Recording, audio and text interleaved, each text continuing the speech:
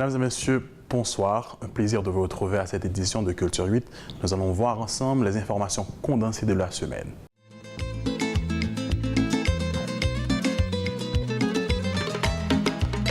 Nous démarrons avec l'information pour vous parler du chanteur Roosevelt Saillant, dit BIC, qui a effectué du 2 au 5 avril 2019 une visite à Massachusetts Institute of Technology, l'une des plus grandes écoles de sciences à travers le monde. Durant cette visite, il participera à un débat, à un échange culturel. Il est aussi prévu que l'artiste offrira 2 concerts sur le campus. Autre information, le producteur Demir Seyid et le chanteur Réginald Kangé viennent de lancer une nouvelle formation musicale baptisée Zafem. L'annonce a été faite via un communiqué de presse daté du 29 mars 2019. Selon les fondateurs, ce groupe intervient pour apporter une fraîcheur esthétique au paysage musical haïtien.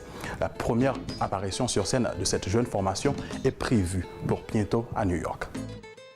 Cette semaine, 2 écrivains haïtiens sont en liste pour recevoir 2 prestigieuses distinctions internationales dans le domaine de la littérature. Il s'agit bien de Yannick Laens, romancière et nouvelliste, et Mackenzie Orsel, romancier.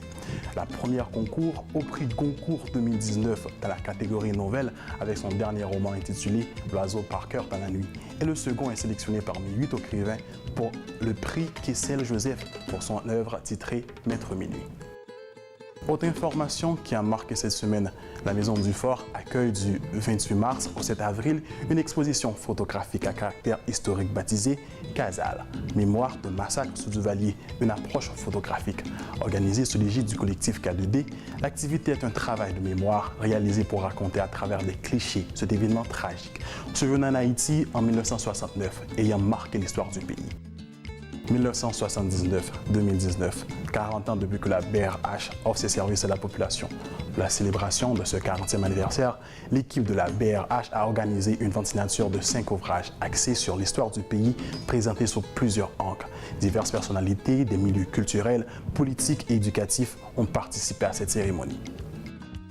L'École hôtelière d'Haïti organise du 5 au 7 avril un séminaire de formation sur le thème « Comment préparer un dîner de Pâques ». Selon les initiateurs, cette formation répond à ce souci de transmettre des techniques de préparation des plats correspondant au symbolisme de la période pascale.